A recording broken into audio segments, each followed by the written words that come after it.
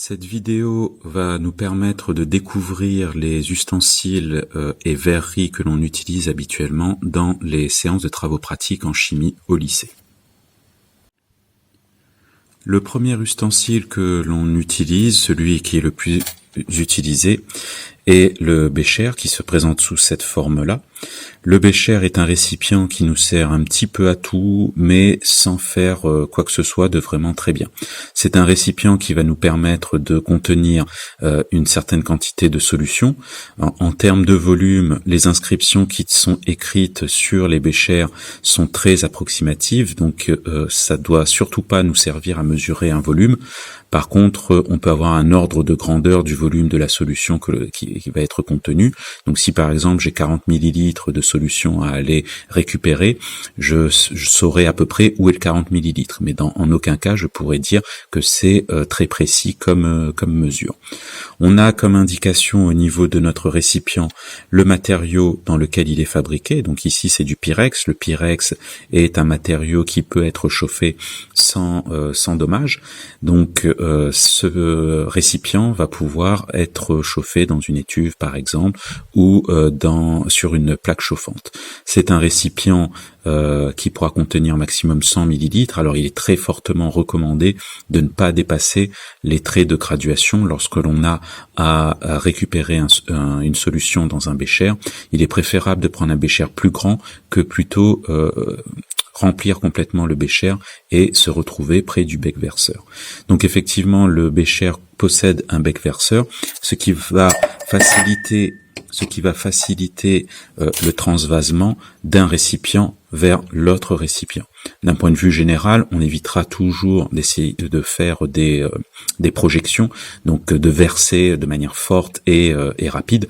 On privilégiera le fait de verser le long des parois de manière à s'assurer d'avoir bien tout le liquide. Donc il existe des béchers plus ou moins grands, vous en avez ici deux exemples, mais il en existe plein d'autres. Celui-ci est en pyrex aussi.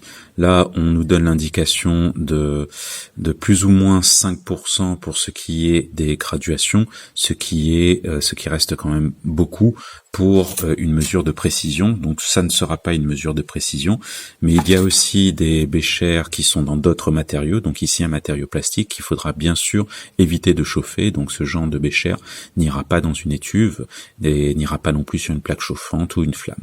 Comme autre récipient que l'on utilise en chimie, nous avons aussi ce que l'on appelle le verre à pied. Le verre à pied sera là aussi utilisé comme récipient fourre-tout, comme il est en général d'une bonne contenance, c'est-à-dire assez grand. On va pouvoir en fait l'utiliser assez souvent comme poubelle de table. C'est-à-dire que lorsque l'on aura une solution à stocker qui aura déjà été utilisée et pour éviter de mettre à l'évier, qu'on ne doit pas mettre à l'évier, mais que l'on mettra dans un bac de récupération à la fin de la séance, on demande toujours bien sûr à l'enseignant ce qu'il faut faire puisque certaines solutions ne pourront pas être mélangées dans le verre à pied.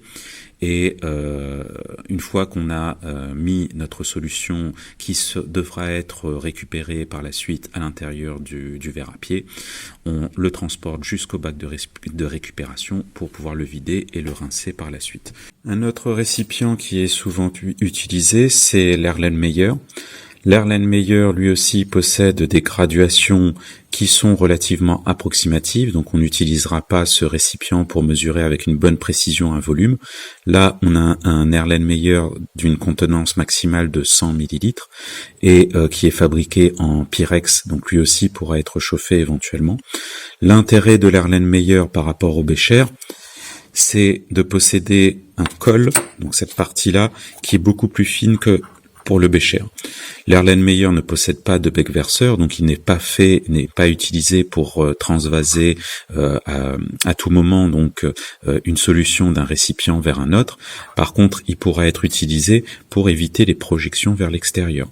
Le fait que les parois de l'Erlenmeyer soient orientées vers l'intérieur par rapport au bécher fait que lorsque l'on versera des solutions à l'intérieur, les projections éventuelles qui se dérouleront auront beaucoup plus de chances de rester à l'intérieur de l'Erlenmeyer Le fait que le col soit petit nous permettra aussi de pouvoir éventuellement boucher cet Erlenmeyer, ce qui ne sera pas le cas pour le Becher puisque le col est beaucoup plus large et en plus le bec verseur nous empêche de mettre un bouchon de manière efficace, alors que là, pour l'Erlenmeyer, on va pouvoir le boucher. Un autre récipient que l'on utilise en chimie est le ballon. Ici, c'est un ballon à fond plat, c'est-à-dire qu'on peut le poser sur la table sans difficulté puisque le fond ici est plat. C'est un récipient qui ne possède pas de graduation. C'est un récipient qui va être utilisé essentiellement pour chauffer une solution. Donc, il est toujours en matériau capable de supporter la chaleur. Et donc, on va bien sûr mettre la solution à l'intérieur et on va le poser à l'intérieur d'un chauffe-ballon, ou ici on pourrait l'utiliser avec une plaque chauffante, mais ça serait vraiment pas optimiser son utilisation. Le fait que il ait des surfaces latérales arrondies et le ballon à fond rond, lui, il possède aussi un fond arrondi, permet d'avoir une plus grande surface de contact avec l'appareil de chauffe qui s'appelle un chauffe-ballon. Et le fait d'avoir une plus grande surface de contact va permettre de chauffer de manière plus homogène notre solution. Si on dépose notre ballon sur une plaque chauffante, c'est seulement le fond qui va être chauffé et on va avoir une homogénéisation qui va se faire à l'intérieur, mais ça va être une homogénéisation de mauvaise qualité et particulièrement lente. Le fait d'utiliser un chauffe-ballon qui va épouser les parois latérales ici arrondies de notre ballon fait que notre solution va pouvoir chauffer de manière plus homogène et plus efficace. Le fait que le col du ballon soit là aussi assez fin nous permettra de mettre un bouchon et ou d'autres ustensiles pour faire en sorte que la chauffe soit plus efficace ou soit qu'on puisse refroidir les vapeurs qui vont être émises au fur et à mesure de notre chauffe. Un autre récipient qui est utilisé, c'est ici notre tube à essai. Le tube à essai est, comme son nom l'indique, utilisé pour faire des essais sur des petites quantités. Donc là, on a un tube à essai qui est relativement assez grand. Malgré tout, on utilisera donc des petites quantités de matière, des petites quantités de solution. Le fait qu'il ait une forme allongée comme ceci nous permet de bien observer l'intérieur de notre milieu réactionnel à l'aide de petites quantités. Si on avait voulu faire la même chose avec un Becher, il faudrait que l'on mette une quantité plus importante de volume, un volume plus important de solution. Donc là, par exemple, 20 millilitres de solution pour pouvoir avoir une certaine hauteur et pour pouvoir distinguer ce qui se passe à l'intérieur. Alors que là, nous avons un tube à essai de 18 millilitres, c'est-à-dire que 18 millilitres, on l'aura déjà rempli. Donc ça nous permet vraiment de faire des tests, des essais sur des toutes petites quantités de matière. Si on souhaite mesurer un volume de liquide avec une précision déjà raisonnable, on peut utiliser l'éprouvette graduée. L'éprouvette graduée, comme on peut le constater, présente plein de graduations différentes avec des précisions qui vont être différentes en fonction du volume de notre éprouvette graduée. Donc là, si on essaie de lire ce qui est marqué au niveau du haut de notre éprouvette graduée, on voit que c'est une éprouvette graduée qui peut mesurer un volume allant jusqu'à 25 millilitres avec une précision de plus ou moins 0,5 millilitres. C'est une éprouvette graduée de classe B, c'est-à-dire que ce n'est pas la meilleure précision que l'on puisse avoir.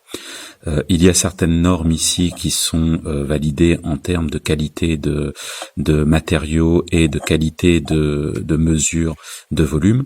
Et on voit ici une température 20 degrés Celsius. Donc ces données sont valables si on est dans un environnement, donc l'air à 20 degrés Celsius et un liquide aussi à 20 degrés Celsius. Si ce n'est pas le cas, si le liquide est chaud par exemple, on va avoir donc le phénomène de dilatation de la matière, c'est-à-dire que notre récipient va chauffer lui aussi, ce qui fait qu'il va légèrement se déformer, et en se déformant légèrement, les graduations ne pourront plus assurer la valeur qui est inscrite même s'il n'y aura pas beaucoup de variations en fonction de la température. Si on met un liquide très chaud ou très froid, là si on peut avoir quand même une variation assez conséquente de volume.